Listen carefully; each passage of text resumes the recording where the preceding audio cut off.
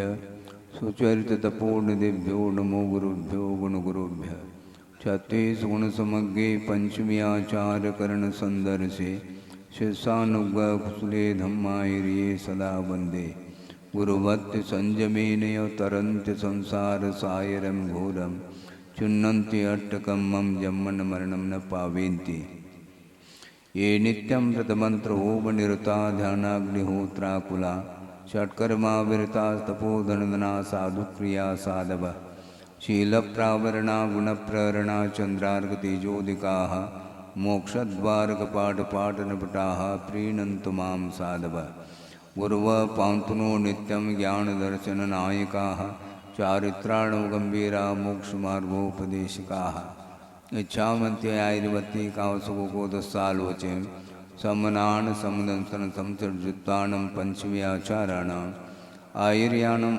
आयारादिस्मृणानुपदेश्याणम् उवध्यायानं तिरयनगुणपालरयाणं सौसाणं सैनिचकलमञ्चे मे पूजे मे वन्दामि नमं सामि दुःखको कमको गोइलाओ सुवै गमनं समाय मरणं जिनगुणसम्पत्तिहोदमध्यम् नमस्ते वर्धमानाय निर्धूतकलिलात्मने सालोकानां त्रिलोकानां यद्विद्यादर्पणायते।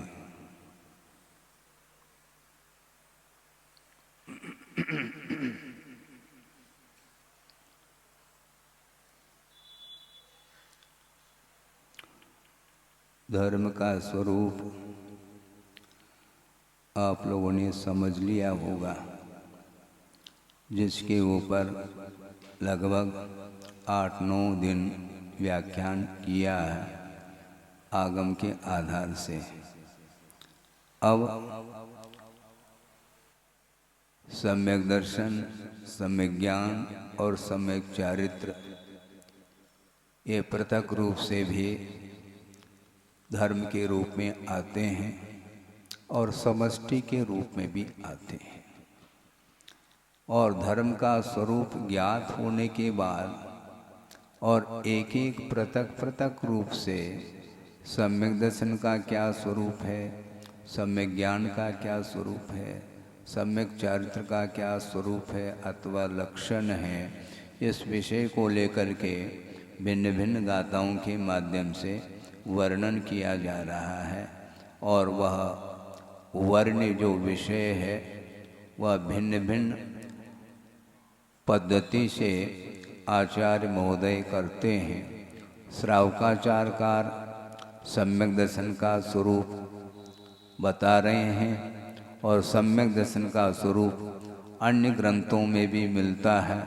सिद्धांत ग्रंथों में भी सम्यक दर्शन का वर्णन आया है।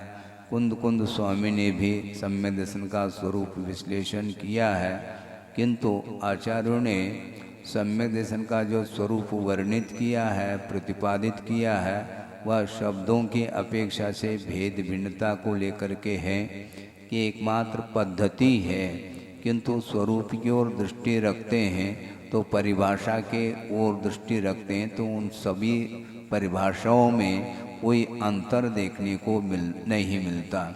ये जरूर है कि पात्र के अपेक्षा से भी अंतर आ सकता है। जैसे सम्यक दर्शन का स्वरूप बताते हुए उसके भेद का भी वर्णन किया है। एक सराग सम्यक दर्शन होता है, एक वीतराग सम्यक दर्शन होता है और एक औपशमिक होता है, क्षयोपशमिक होता है, क्षायिक होता है। इस प्रकार भिन्न भिन्न कर्मों के उपशम, क्षय और क्षोपशम के निमित्त को लेकर के और सराग वीतरागता के विषय को लेकर के भी सम्यक दर्शन में भेद आ जाते हैं। यहाँ तक कि सिद्धांत ग्रंथों में विषय पढ़ने को मिलता है कि सम्यक दर्शन ये 3 ही प्रकार का नहीं, आत्मानुशासनकार 10 प्रकार के बता रहे हैं, जिसका वर्णन प्रसाद सागर जी महाराज करते हैं डेली। और इसके अलावा भी पूजपा स्वामी ने यहाँ तक वर्णन किया है कि सम्यक दर्शन के असंख्यात भी भेद हो सकते हैं, होते हैं और अनंत भेद भी होते हैं। ऐसा उन्होंने कहा कि महाराज सम्यक दर्शन के अनंत भेद कैसे होंगे, क्योंकि ज्ञेयभूत जो पदार्थ हैं वे अनंतानंत हैं और वे अपने अपने स्वरूप को भिन्न भिन्न स्वरूप को लिए हुए हैं, इसलिए उनके प्रति श्रद्धान करने से उन पदार्थों की विवक्षा में सम्यक दर्शन के अनंत भेद होते हैं, ऐसा कहा। श्रद्धात्री श्रद्धातव्य भेदात, ऐसा कहा। श्रद्धान करने वाले जीव असंख्यात हैं सम्यक दृष्टि, इस अपेक्षा से भी भिन्न भिन्न परिणामों के अपेक्षा से भेद भिन्नता को लेकर के होते हैं। और श्रद्धान करने योग्य आस्था के योग्य जो वस्तु हैं वे एक नहीं अनंतानंत हैं, और उनके पर्यायों के अपेक्षा से भी और अनंतानंदता उसमें आ जाती है, इसलिए उनके ऊपर भी श्रद्धान हो जाता है। और उस विषय को लेकर के भी श्रद्धान के अनंत भेद होते हैं, ऐसा आगम ग्रंथों में आता है। अब यहाँ पर चतुर्थ श्लोक में विषय दिया जा रहा है, श्रद्धानम परमार्थानाम आप्तागम तपोभृताम त्रिमूढ़ापूढ़मष्टांगम सम्यक दर्शनमस्मयम्।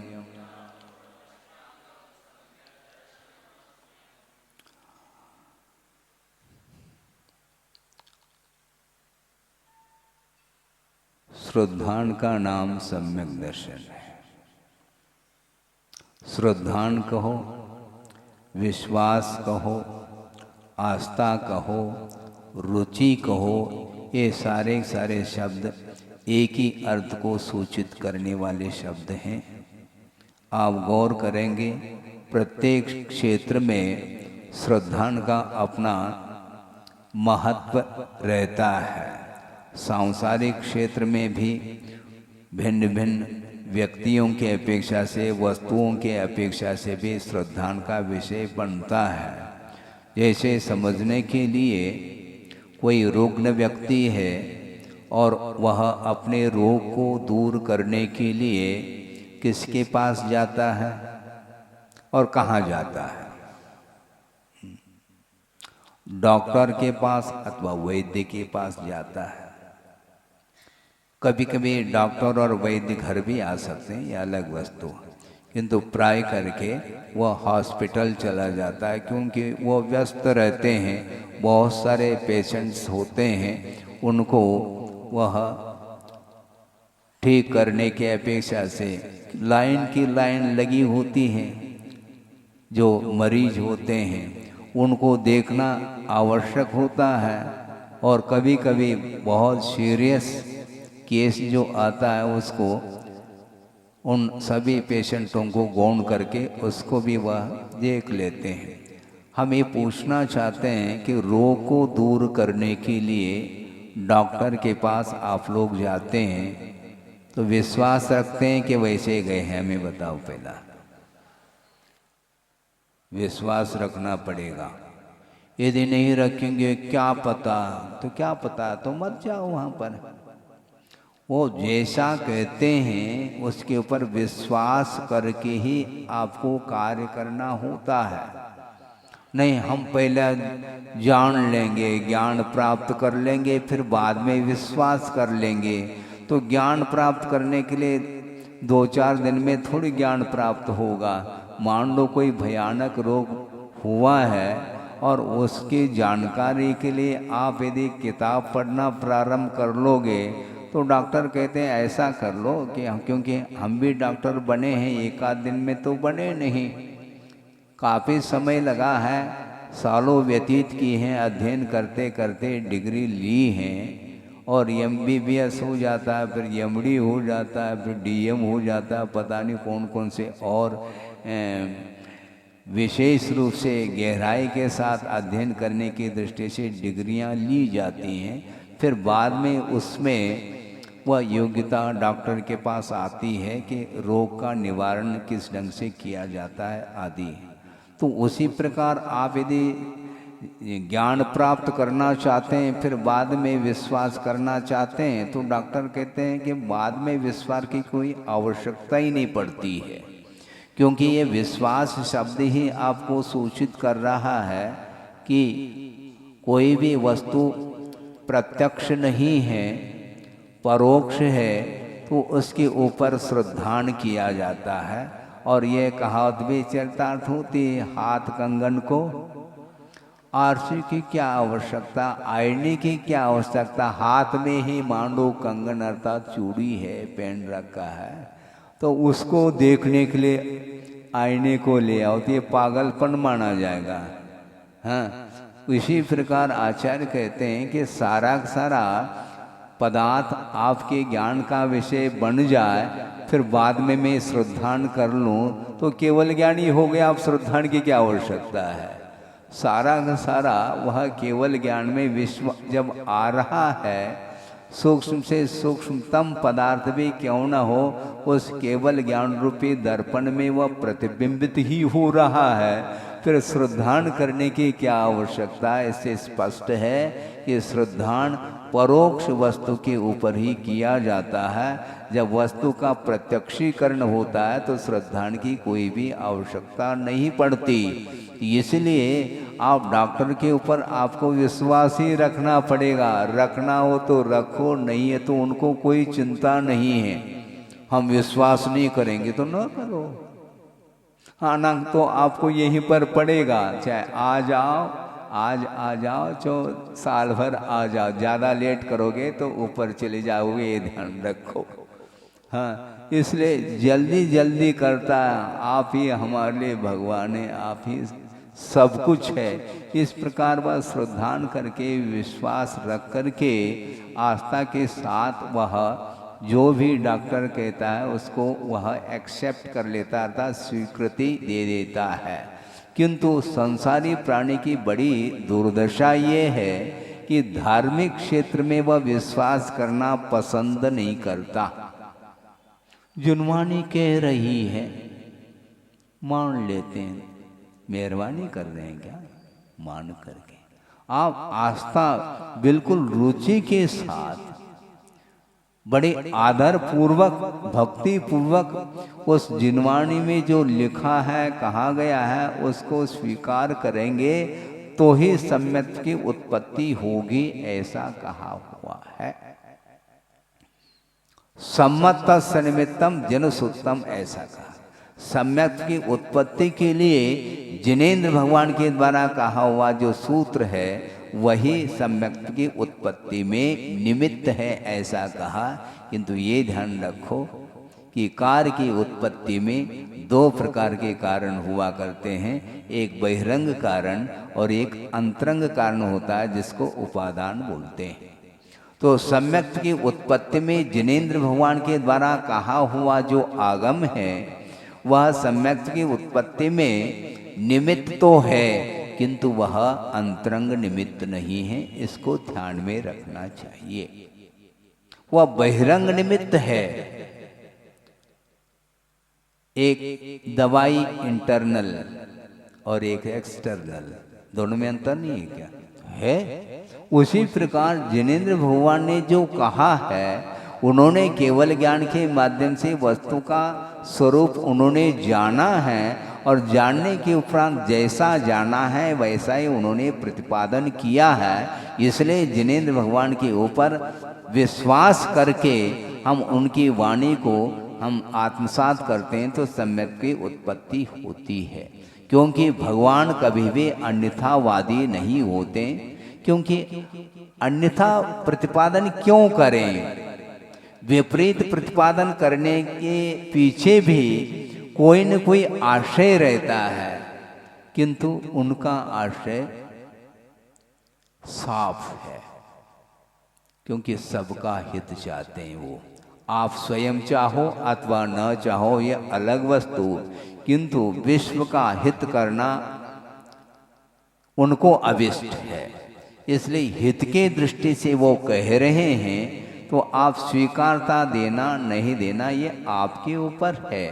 तो इसलिए मैं ये कह रहा था, जिनेन्द्र भगवान के जो वचन हैं उनमें कभी भी संदेह नहीं करना चाहिए, बिना संदेह किए आपको स्वीकार कर लेना चाहिए। हम छानबीन करते हैं तो करते रहो छानबीन, इसमें क्या करोगे छानबीन? हम दवाई में छानबीन करते, क्या करोगे? उसको छानोगे क्या? छनने से। वह छन चुका है, हाँ वह छन चुका है। अब छानने की कोई भी आवश्यकता नहीं, विश्वास की आवश्यकता है। और वह बहिरंग निमित्त है, और अंतरंग जो कारण होता है वह उपादान के रूप में होता है, अर्थात योग्यता का नाम उपादान है। और उपादान यदि नहीं है तो वह बहिरंग निमित्त भी कोई भी कार्यकारी सिद्ध नहीं होता। अहिंसा की चर्चा चल रही थी, तो किसी ने कहा कि महाराज आपने ही कहा है कि प्रत्येक जीव में चैतन्य शक्ति हुआ करती है, प्राण हुआ करते हैं, और जो मरणोन्मुख होता है उसको नमोकार मंत्र सुनाने के लिए आपने कहा है। हाँ हमने ही तो कहा है, और हमने जो कहा है आगम में कहा, इसलिए मैं कह रहा हूँ, मैं अपने तरफ से थोड़ी कह रहा हूँ। तो ऐसी स्थिति में मान लो मरणोन्मुख मरणासन्न है कौन? एक चींटी है, हमारा नमोकार मंत्र सुना दें उसको। तो आपने कहा ना जो मरणासन्न होता है उसको नमोकार मंत्र सुनाना चाहिए, उसके माध्यम से उसका कल्याण होता है, क्योंकि आस्था के माध्यम से कल्याण होता है, ये कहाँ हुआ है। और आस्था के भाव जागृत जो होते हैं उसके लिए नमोकार मंत्र भी अनन्य कारण है, धर्म श्रवण भी कारण माना गया है। तो इसको इसलिए उसको सुना दिया जाए, उसके कान हो तो सुनाओ। वो तीन इंद्रिय जीव है, चाहे वह खटमल हो, चींटी हो, और कोई भी बिच्छू हो, ये सारे तीन इंद्रिय जो माने जाते हैं। और तीन इंद्रिय के पास कर्ण नहीं है, कान नहीं है, द्विंद्रिय के पास उसके पास भी नहीं, एक इंद्रिय के पास भी नहीं, चौरेंद्रिय के पास आंख तो है, उस आंखों के द्वारा जिनबिंब दर्शन हो सकता है ना महाराज? हाँ हाँ बिल्कुल हो सकता है, क्यों नहीं हो सकता है। आप ही दर्शन करते हैं क्या? वो भी दर्शन करते होंगे। हाँ दर्शन तो करते हैं, किंतु ये जिनबिंब है, ये वीतराग प्रतिमा है, इसका कोई भी उसे आभास नहीं होता, क्योंकि योग्यता का अभाव है। इसी प्रकार कल परसों भी हमने ये कहा था कि असंगी पंचेंद्रिय है, जिसके पास चक्षु इंद्रिय भी है और कर्णेंद्रिय भी है, किंतु उसके माध्यम से कोई भी पदार्थ का बोध यदि होता भी है तो भी उसका मीनिंग उसे ज्ञात नहीं हो सकता। इसलिए जिनेंद्र भगवान के वचनों को सुनने के लिए कान मात्र पर्याप्त नहीं, जिनबिंब को दर्शन करने के लिए आंख मात्र पर्याप्त नहीं, किंतु मन भी आवश्यक है। तो जो संगी पंचेंद्रिय जीव होता है और वह यदि मरणासन्न है तो उसके लिए आप नमोकार मंत्र का उच्चारण करके आप सुना सकते हैं, इसमें बाधा नहीं है। क्यों? इसमें योग्यता है। योग्यता है क्या नहीं है, भीतर है क्या नहीं, ये तो भीतर की वस्तु हो गई, किंतु बाहरी जो साधन हैं वो देखने को अपने को स्पष्ट रूप से मिल रहे हैं। इसलिए कोई भी पशु है, पक्षी है, मानव है, आदि आदि हैं, तो उनको सुनाने में बाधा नहीं है, सुनाना चाहिए। उसके माध्यम से आस्था यदि नहीं है तो जागृत हो सकती है, और यदि आस्था है तो उसमें विकास हो सकता, उसमें दृढ़ता आ सकती है। इस दृष्टिकोण को लेकर के ही निमित्तों का आलम्बन लिया जाता है और लेना चाहिए। योग्यता बहुत आवश्यक है, योग्यता नहीं है तो हम नहीं सुना सकते हैं। सभा में आप बैठे हैं, आपकी गोद में छोटा सा बालक भी बैठा है, वो भी सुन रहा होगा। हाँ वो अपलक देख रहा है। कुछ ऐसे बच्चे होते हैं वो टिमकार नहीं लेते, बिल्कुल यूं घूरते रहते हैं वो। हाँ बहुत अच्छे स्पष्ट उसको दिखाई देता है ना, बिल्कुल दिखाई देता है, लेकिन क्या देखने में आ रहा है उसको कोई एहसास नहीं होता। तो आप ऐसे तो नहीं है? आप देख रहे हैं हमारी ओर आपका मुख है, आप सुन भी रहे हैं, लेकिन पता नहीं और क्या क्या सुन रहे हैं आप, कौन जानता है। क्योंकि मन के माध्यम से सुनने में बहुत अच्छे ढंग से बात आती है। कर्णेंद्र के द्वारा सुन करके उसके ऊपर जो चिंतन किया जाता है वह भी अपने आप में वह रिवाइज होता है, स्मृति हो आती है। अतीत में हमने और क्या क्या सुना था वह भी स्मृति का स्मरण का विषय बनता है। तो ऐसी स्थिति में बहुत कुछ विषय आपके अंदर है। इसलिए जिनवाणी श्रवण करते समय आप बिल्कुल कोरे स्लेट होकर के बैठिए। आपका स्लेट कोरा होना चाहिए ताकि हम लिख सके। इन्हें मन जो है वह स्लेट का काम करता है, वह कोरा होना चाहिए। बहुत सारे सांसारिक बातें आप मन में रखते हैं, इसलिए सामने कौन क्या कह रहा है उस ओर ध्यान नहीं जा पाता। इसलिए एकाग्र मना होकर के आप सुनेंगे तो निश्चित रूप से क्षोभम भी बढ़ सकता है और वह आस्था की घड़ी भी आ सकती है। घड़ी आ रही है इसका अर्थ कहीं से आ रही है ऐसा नहीं समझना। आपने कह दिया तो बहुत जल्दी आप प्रसंग के अनुरूप शब्द को ग्रहण कर लेते हैं। इसी प्रकार सभी बातें ग्रहण कर ले तो ज़्यादा अच्छा है। घड़ी आ रही है इसका अर्थ है आप एकाग्र होकर के यदि श्रवण करेंगे तो निश्चित रूप से वह जिनवाणी समझ में आ सकती है।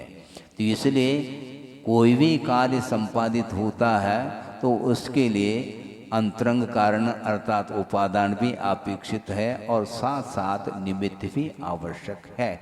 तो इसलिए जिनेंद्र भगवान के द्वारा कहा हुआ जो सूत्र है वह बहिरंग कारण है और बहिरंग कारण अनिवार्य रूप से कारण नहीं पड़ता। हाँ, उपादान पहला आवश्यक है और उपादान यदि है तो वह कारण आपके लिए वह कार्यकारी सिद्ध हो सकता है। एक छोटा सा उदाहरण भले ही आपको ज्ञात हो, इससे प्रयोजन नहीं, किंतु उदाहरण के माध्यम से हम विषय को स्पष्ट कर सकते हैं। क्योंकि दो कारणों के दो कारण आवश्यक है, एक निमित्त और एक उपादान। और उपादान का अर्थ योग्यता है और उस योग्यता की जागृति में सहयोग प्रदान करने वाला जो कारण होता है उसका नाम निमित्त कारण बोला है। तो मान लो एक घड़ा बनाना है, बनाने वाला कौन है? आप बना सकते हैं क्या? नहीं। कौन बनाता है? कुम्हार बनाता है। लेकिन मिट्टी का घड़ा बनाते ही ध्यान रखो। हाँ, एकदम बोल दिया कुम्हार बनाता है। मान लो वह घड़ा मिट्टी का नहीं किंतु पीतल का, तांबे का, लोहे का, चांदी का, स्वर्ण का इत्यादि भिन्न भिन्न धातु से यदि निर्मित घड़ा होता है तो उसको बनाने वाले भी भिन्न भिन्न ही व्यक्ति होंगे। क्योंकि आप चांदी का घड़ा बनाना चाहो तो आप मेटल खरीद लेते हैं चांदी को, फिर उसको ढाला जाता है। ऐसा नहीं कि कुम्हार के चाक के ऊपर चांदी रख दो और वह घड़े का निर्माण हो जाए। होता है क्या? क्यों? उचित निमित्त की आवश्यकता है। चांदी का घड़ा बनाना है तो उसको, उस मेटल को आप अग्नि के माध्यम से उसको गलाते हैं, फिर बाद में उसको घड़े का रूप दिया जाता है, शेप दिया जाता है। तो उसी प्रकार मान लो एक मिट्टी का घड़ा है, बनाना है, तो बनाने वाला कौन है? तो कुम्हार है। एक निमित्त हो गया। ठीक है, कुम्हार को खड़े कर दो। और गदा भी चाहिए, क्योंकि मिट्टी लाना है तो कौन लाएंगे?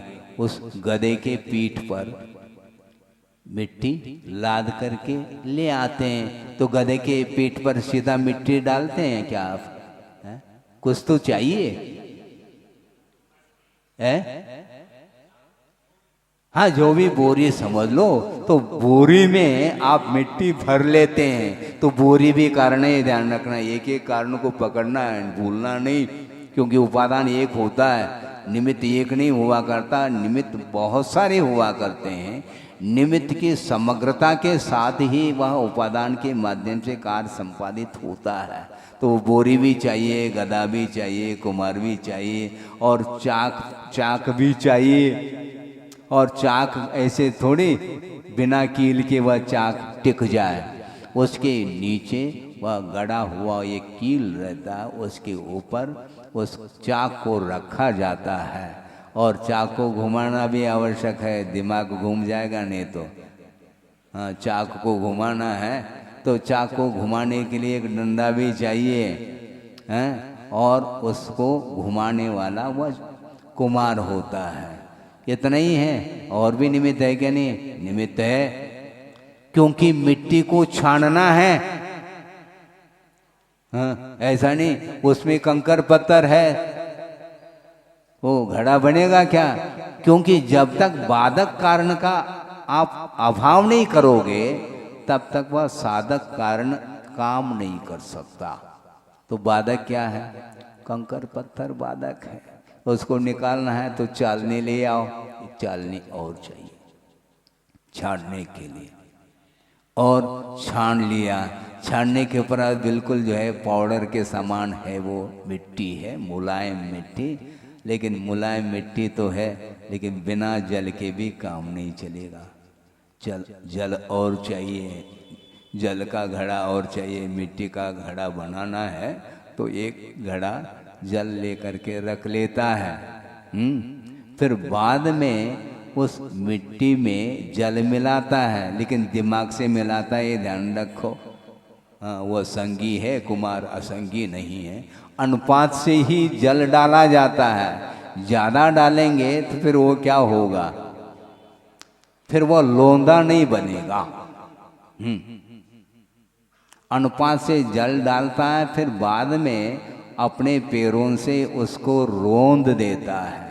रोंदने के बाद वह मिट्टी का लोंदा तैयार हो जाता है।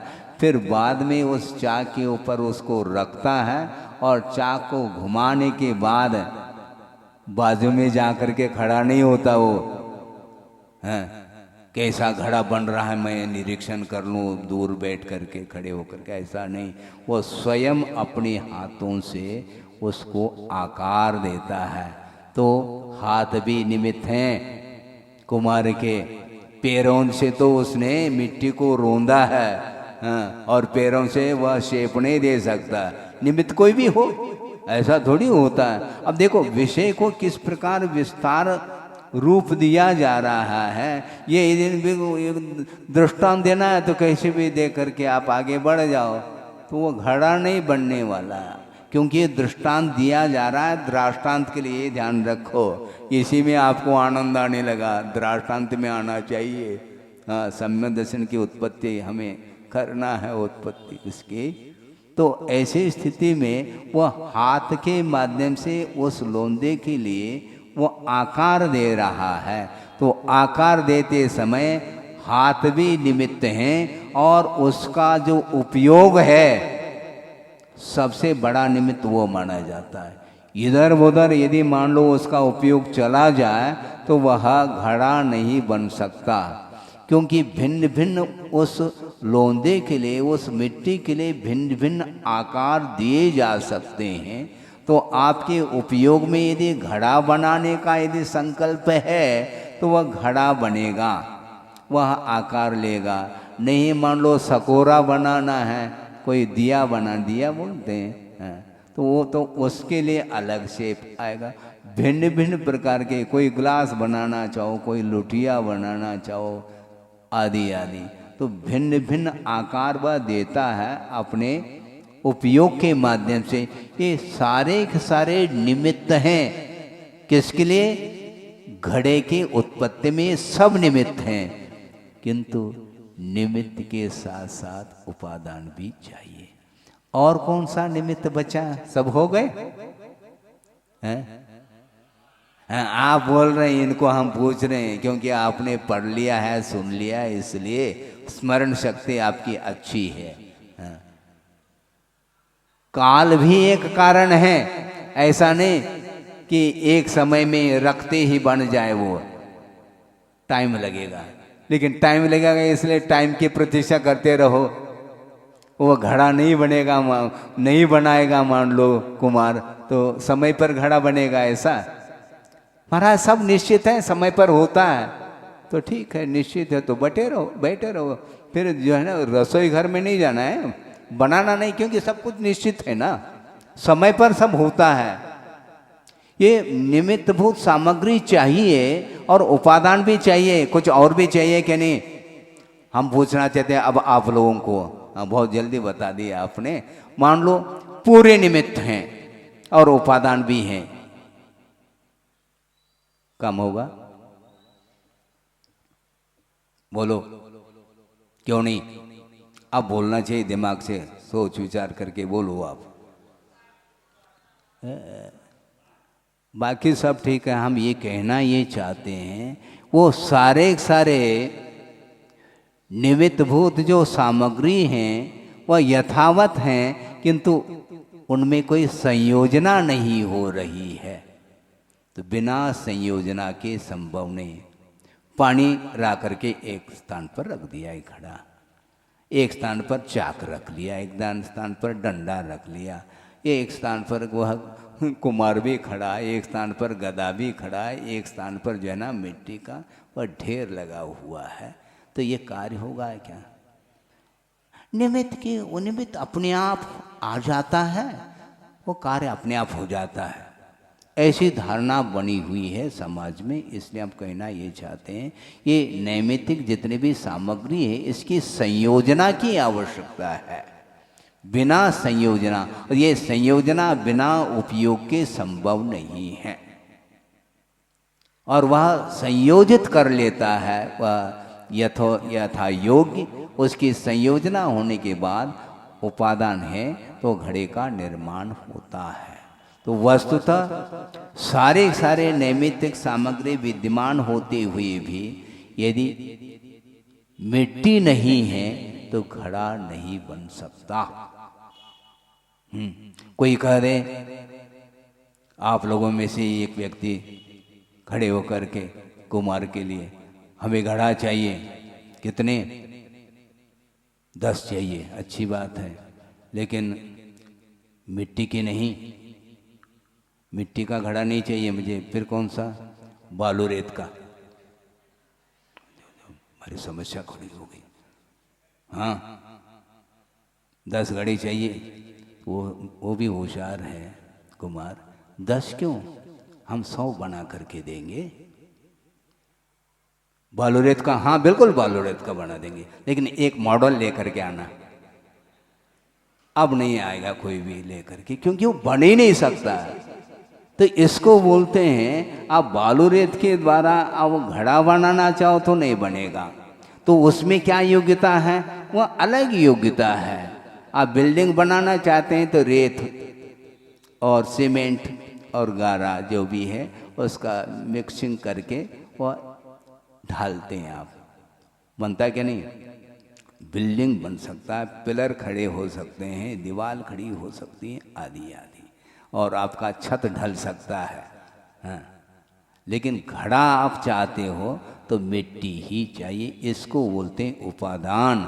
उसी प्रकार सम्यक दर्शन की यदि उत्पत्ति होगी तो सम्यक दर्शन का स्वामी कौन है ये पकड़ो। सर्वप्रथम सम्यक दर्शन का स्वामी कौन है? जीव है, क्योंकि पुद्गल को सम्यक की उत्पत्ति नहीं होती। धर्म द्रव्य, अधर्म द्रव्य, आकाश द्रव्य, काल द्रव्य, इनमें जो है ना सम्यक की उत्पत्ति नहीं होती। तो होती किसमें? जीव में। आप जीव है क्या? जीव? अजीब बात हो गई। आप जीव है क्या? अजीब है। जीव हैं, लेकिन एक इंद्रियादिक भी जीव हैं, किंतु उसमें उपादान नहीं है। एक सामान्य उपादान जीव ही होना चाहिए, अजीव में संभव नहीं। किंतु जीव में भी चैतन्य शक्ति विद्यमान होते हुए भी सम्यक को प्राप्त करने की जो योग्यता है उसके लिए जीव अलग होगा।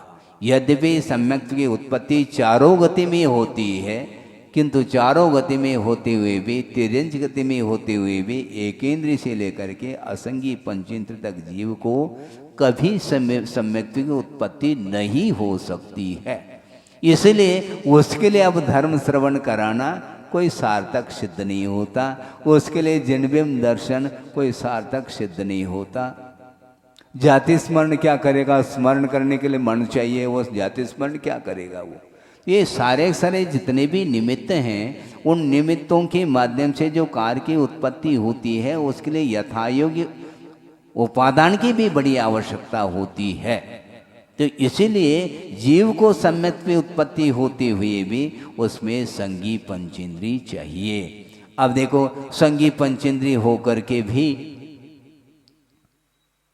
हो अनिवार्य है क्या? फिर महाराज असंगी को तो होता नहीं, एक इंद्रिय को भी नहीं होता, संगी को होना चाहिए। हाँ, संगी को तो होना चाहिए, किंतु अभव्य है, क्या करोगे? अभव्य है तो क्या करोगे? नहीं होगे। योग्यता चाहिए, भवितुम योग्य भव्य, जो रत्नत्रय को अभिव्यक्त करने की योग्यता रखता है उसका नाम भव्य है, नहीं है तो नहीं। ये तो इस प्रकार भिन्न भिन्न जो योग्यताएं आवश्यक हैं जिस कार्य को संपादित करने के लिए, वो अनिवार्य है।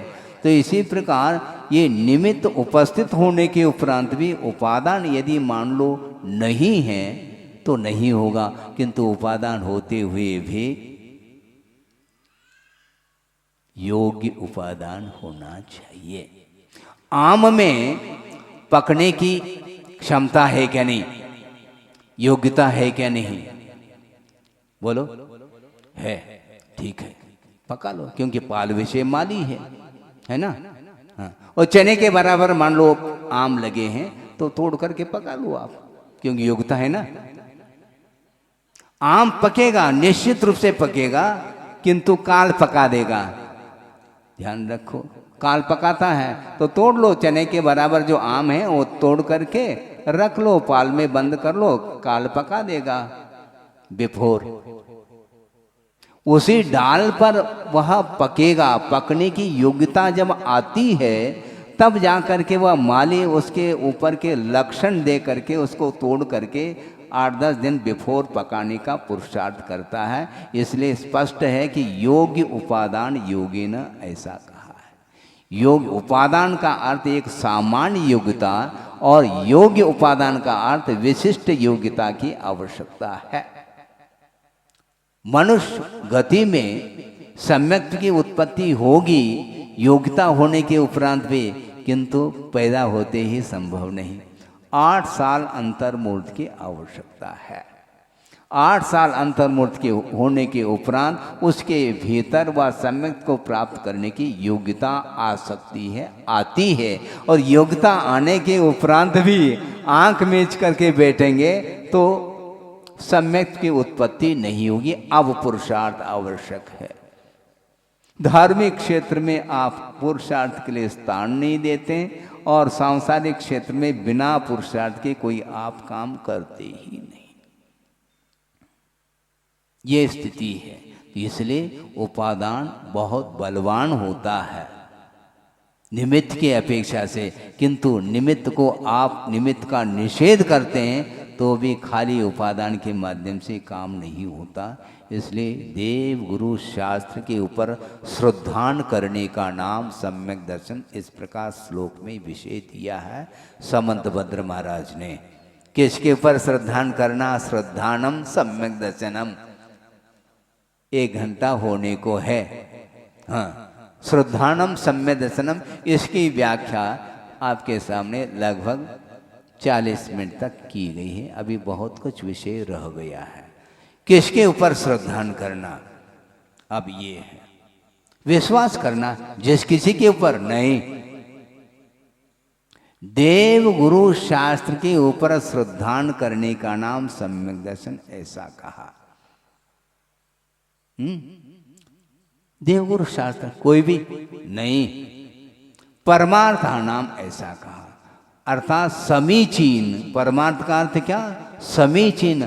आगम में देव शास्त्र गुरु का जो स्वरूप निर्धारित किया है, इन स्वरूप को लिए हुए जो देवगुरु शास्त्र हैं उनके ऊपर श्रद्धान करने का नाम सम्यक दर्शन है।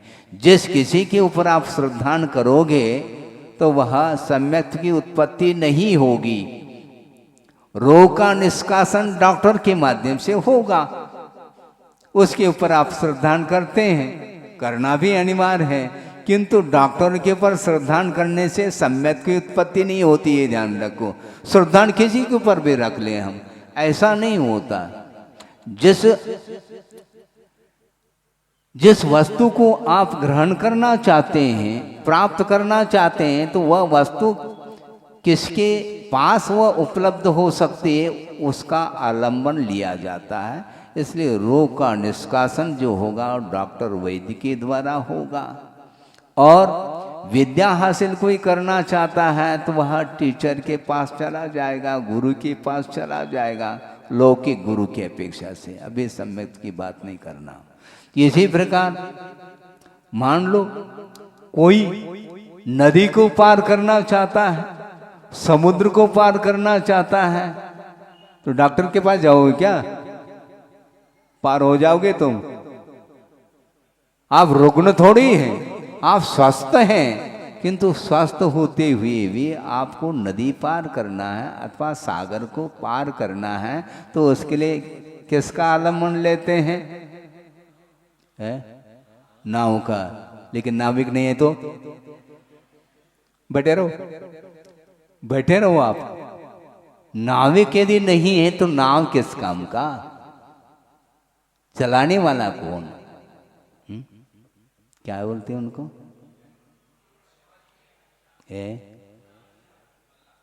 मल्लाह। अल्लाह नहीं, वो मल्लाह है, नाविक नाव को चलाता है वो। हाँ, कोई भी चलाए संभव नहीं है, क्योंकि उसके पास ही वह कला है। और समुद्र में बड़े बड़े लहरें उत्पन्न हो रही हैं, इसके उपरांत भी अपने कुशलता से उस जहाज को चलाता हुआ वह सागर से पार आपको उतार सकता है। उतारने वाला वह है। और नाव भी चाहिए, लेकिन ये ध्यान रखो, सछिद्र नाव यदि है तो ओम शांति। ओम शांति का समझ गए आप? अब वो आप डूबेंगे निश्चित रूप से, क्योंकि पानी आएगा, जहाज भर जाएगा पानी से और डूब जाएगा। और मान लो सछिद्र नहीं है महाराज, आप तो ठीक है ना, लेकिन पाषाण का नाम है तो भारी समस्या। नाव कहने मात्र से थोड़ी चलेगा। पत्थर का यदि नाव है तो नहीं चलेगा। और वह काष्ठ का ही है, किंतु वह सागर में चलेगा, रेत की नदी है तो नहीं चलेगा। तो इस प्रकार बहुत सारे साधन हुआ करते हैं। इसलिए सागर से पार होने के लिए आप नाविक का सहारा लेते हैं, जहाज का सहारा लेते हैं। उसी प्रकार आचार्य कहते हैं कि सम्यक को प्राप्त करना है तो किसका सहारा लेना? तो देव गुरु शास्त्र, किंतु वह भी समीचीन होना चाहिए। परमार्थ भूत देव गुरु शास्त्र के प्रति यदि आप आस्था का भाव जागृत करते हैं तो सम्यक की उत्पत्ति होती है। किंतु ये ध्यान रखो, यह भी अधूरी परिभाषा। महाराज, कुगुरु कुदेव कुशास्त्र के ऊपर श्रद्धान करने से कभी भी सम्यक की उत्पत्ति नहीं होती। लेकिन ये ध्यान रखो, सच्चे देव गुरु शास्त्र के ऊपर श्रद्धान रखने से भी सम्यक की उत्पत्ति नहीं होती। महाराज आप क्या कह रहे हैं? बिल्कुल ठीक कह रहा हूँ। समीचीन देव गुरु शास्त्र का आलम्बन तो लिया है, किंतु त्रिमूढ़ा पूर्णमष्टांगम, 3 मूर्ताओं से रहित होकर के और अष्टांगम 8 अंगों का पालन करते हुए अस्मयम यानी अहंकार का परित्याग करते हुए। 8 प्रकार के मद आने वाले हैं। मद का अर्थ अभिमान होता है, स्वाभिमान अलग होता है। ये भी ध्यान रखो, भी समय पर आ जाए तो हम बताएंगे। तो सम्यक की उत्पत्ति जो होगी उस समय उसके परिणाम इतने निर्मलतम होते हैं, उसके पास ना कोई भी मद रहता है, ना कोई भी मूढ़ता रहती उसके अंदर। मूढ़ता का अर्थ क्या? अज्ञान। अज्ञान आप अपने पास रखो, मूढ़ता रखे रहोगे और सम्यक को उपलब्ध करना चाहोगे तो उत्पन्न नहीं होगा, और अहंकार के साथ चलना चाहोगे तो नहीं होगा। मैं नहीं झुकूंगा, ना झुको। सम्यक तो मुझे चाहिए, चाहिए तो चाहिए कहने से कोई वस्तु है कि हम दे दें तोल करके, हैं 10 किलो हैं, तोल सकते हैं उसको? भैया तोलने की वस्तु नहीं, वेटलेस है। क्यों? सम्यक दर्शन अपने आप में कोई द्रव्य नहीं, किंतु द्रव्य का गुण आवश्यक है। द्रव्य का गुण अवश्य है, किंतु वह द्रव्य नहीं, किंतु भावात्मक परिणति है। इसलिए सम्यक की उत्पत्ति जो होगी वह किसके ऊपर श्रद्धान करने से और कैसे श्रद्धान करने से? संसारी प्राणी देवगुरु शास्त्र की परीक्षा तो करता है, करना भी चाहिए, किंतु मात्र देवगुरु शास्त्र की परीक्षा करने से काम नहीं चलेगा। अपने भावों की भी परीक्षा किया करो। अपने भावों की यदि आप परीक्षा नहीं करेंगे तो नहीं होगा। क्या परीक्षा? अहंकार को दूर करो पहला, हाँ, स्वार्थपना छोड़ दो,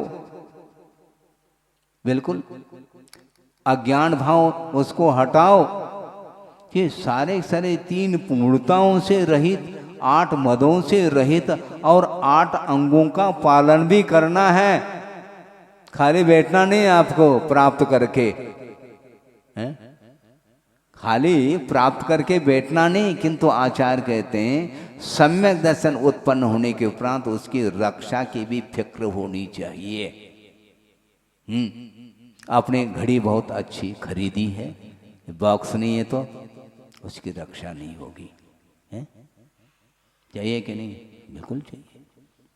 उसी प्रकार उत्पन्न हुआ जो सम्यक दर्शन है उसकी रक्षा जो होगी वह किसके द्वारा होगी? 8 अंगों का पालन। ये क्रम से इसका वर्णन चलेगा। 9:30 बज चुका है, इसलिए समीचीन देव गुरु शास्त्र के ऊपर श्रद्धान करना आदर पूर्वक। ऐसा नहीं हम कर रहे ना, अरे कर रहे ना, तू कर रहे ना, ऐसा क्यों कह रहे हो? कर रहे ना ऐसा कहोगे तो फिर सम्यक की उत्पत्ति नहीं होगी। भीतर से करिए, ऊपर से नहीं, क्योंकि भीतर की परिणति है। अभी तो बहिरंग कारण की हमने बात रखी है। बहिरंग कारण बहुत सारे हो सकते हैं, इसका भी विषय आने वाला है, और अंतरंग निमित्त और कौन कौन से हैं इसका भी हमें आगम के अनुरूप ज्ञान करना है। तो सर्वांगीण रूप से आगम का परिज्ञान आप करेंगे तो निश्चित रूप से आस्था का भाव आपके अंदर जागृत हो सकता है। इसलिए देव गुरु शास्त्र जो समीचीन हैं उनके ऊपर श्रद्धान रखना, जो कि 3 मूढ़ता से रहित होकर के, 8 प्रकार के मद से रहित होकर के और 8 अंगों के साथ यदि आप आस्था रखते हैं तो सम्यक की उत्पत्ति हो सकती है। और वह उत्पन्न हुआ सम्यक दर्शन यदि मान लो असावधानी बार बार हो रही है तो अंतर मूर्तवे व उत्पन्न हुआ सम्यक दर्शन भी मिट सकता है, फिर से आपको प्राप्त करना पड़ेगा। इसलिए प्राप्त करने के पूर्व में भी पुरुषार्थ करिए और समीचीन साधनों का आलम्बन लेकर के उत्पन्न करके फिर उसकी रक्षा के लिए भी आपको हमेशा सावधानी रखनी पड़ेगी, अलर्ट रहना पड़ेगा। उसके बिना सम्यक्त उत्पन्न हुआ सम्यक्त वह टिक नहीं पाएगा। इसलिए योग्यता की बात भी कही, निमित्तों के बारे में भी थोड़ा सा संक्षेप में प्रकाश डाला, और इसी प्रकार और भी सम्यक दर्शन संबंधी जो विषय हैं वह समय समय पर आपके सामने आगम के अनुरूप रखा जाएगा। इतना ही पर्याप्त है। अहिंसा परमो धर्म की जय। बोधि समाधि परिणाम शुद्धि स्वात्मोपलब्धि शिव शोक सिद्धि चिंतामणिम चिंतित वस्तुदाने त्वां वंदमानस्य ममास्तु देवी। परम पूज्य आचार्य गुरुवर श्री विद्यासागर जी मुनि महाराज की जय।